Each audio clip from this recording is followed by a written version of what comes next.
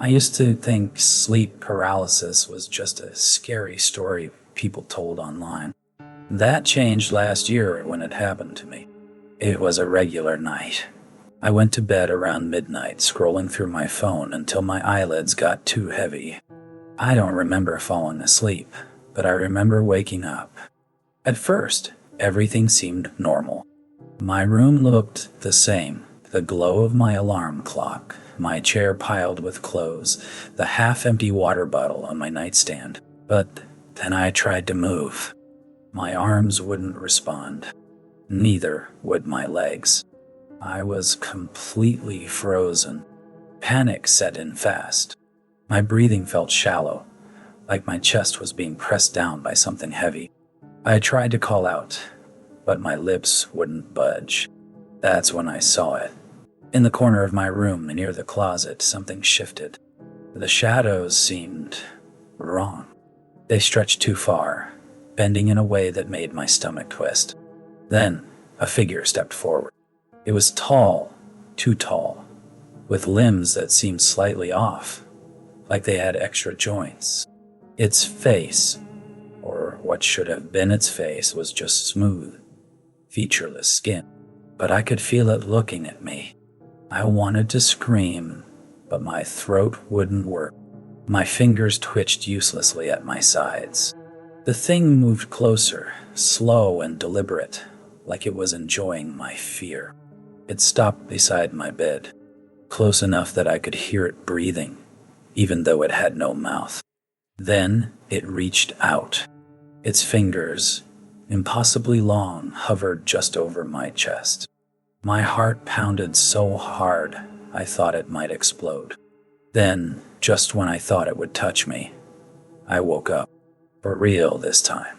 I bolted upright, gasping. My room was exactly as it had been, but the air felt heavy, like something had just left.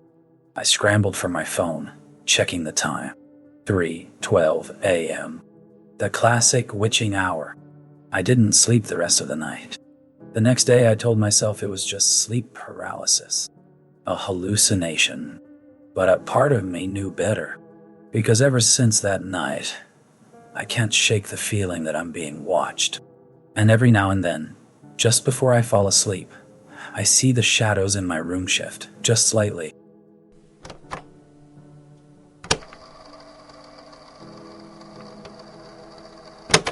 I never believed in ghosts.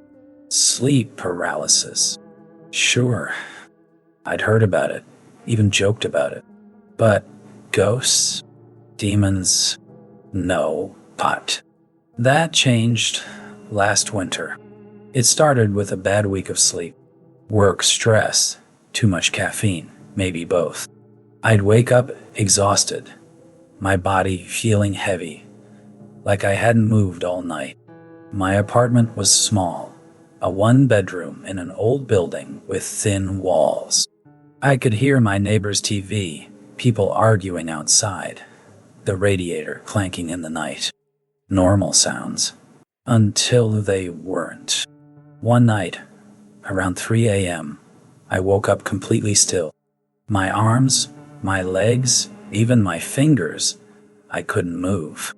My eyes were open, locked on the ceiling.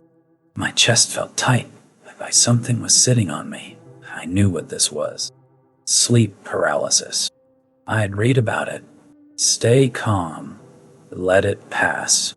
Then I heard it. Breathing. Not mine. It was deep, slow, just above me. A sound like someone trying to breathe through a blocked nose. My heart pounded. The room was dark, but I could make out my open closet in the corner, my bedroom door slightly ajar. Everything looked normal, except for the breathing. I tried to move my fingers. Nothing. I focused on my toes. Nothing. My own breathing was shallow, fast, completely different from the slow, heavy breaths that didn't belong to me. Then the mattress shifted. I felt it, just the slightest pressure, like weight settling in next to me. I wanted to scream, but my throat wouldn't work. My brain was screaming for my body to move. The breathing got closer. I couldn't see it, but I felt it. Right next to my face. I stared straight ahead, refusing to look, refusing to acknowledge it. My mind raced, grasping for logic. A hallucination. A dream. Anything but what I knew, deep down, was real. Then in the darkness, I heard the whisper. You breathe too fast. I stopped. My lungs locked up. My body screamed for air, but I was too scared to take another breath. The thing next to me inhaled, slow and deliberate, as if waiting for me to match it. So I did. I forced myself to breathe in the same slow rhythm. It felt wrong, unnatural, but I did it. The pressure on the bed eased. The whisper didn't return. And then, just as suddenly as it started, I could move again. My body unlocked all at once, like a snapped cord.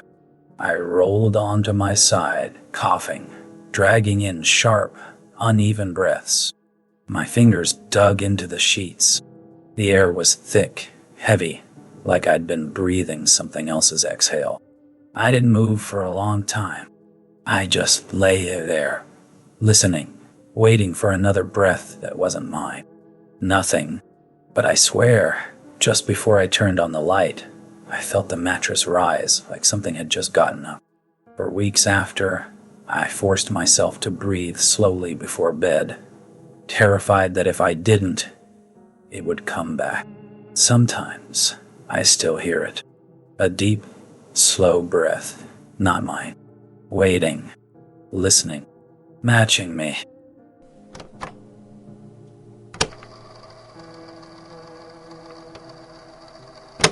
I've dealt with sleep paralysis before.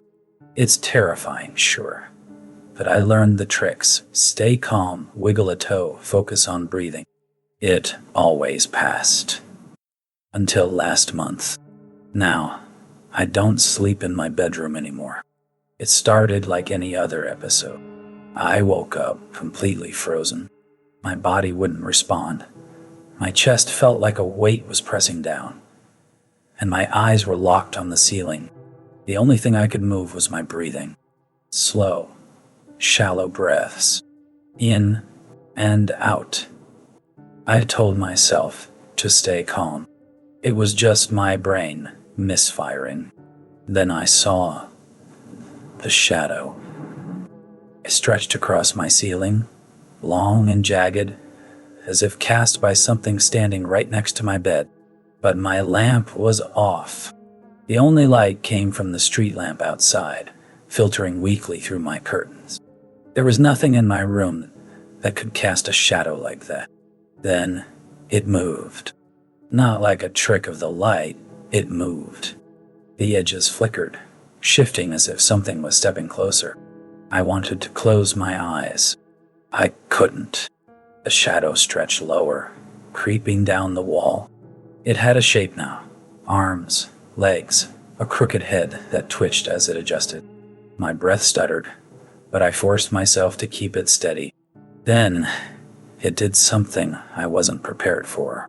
It crouched, like it knew I was watching, like it was getting ready. The pressure on my chest grew unbearable. I couldn't breathe. My ribs ached, my chest tightened, and every breath felt thinner, like the air itself was being pulled away, and the shadow leaned in, stretching, curling toward me like it was reaching. Then it whispered, "You stopped moving." The words sank into my bones. They weren't in my ears. They were in my skull, slipping between thoughts like oil. I fought to move, to twitch, to do anything. The shadow inched closer. You forgot to struggle. My vision blurred. The edges of the room darkened, and for a split second I felt it. Not the weight. Hands. Long fingers pressing against my ribs. Not pushing. Feeling. Then, everything snapped. My body lurched. Air flooding my lungs as I rolled off the bed, hitting the floor hard. The room was empty. The shadow was gone, but the pressure lingered. A phantom sensation wrapped around my ribs. I slept on the couch after that. A few nights later, I built up the courage to step back into my room. Everything was normal. I told myself it was just my mind playing tricks. Then I looked at my bed. The blanket was smooth, untouched, except for one spot. The mattress was still indented, right where something had been sitting.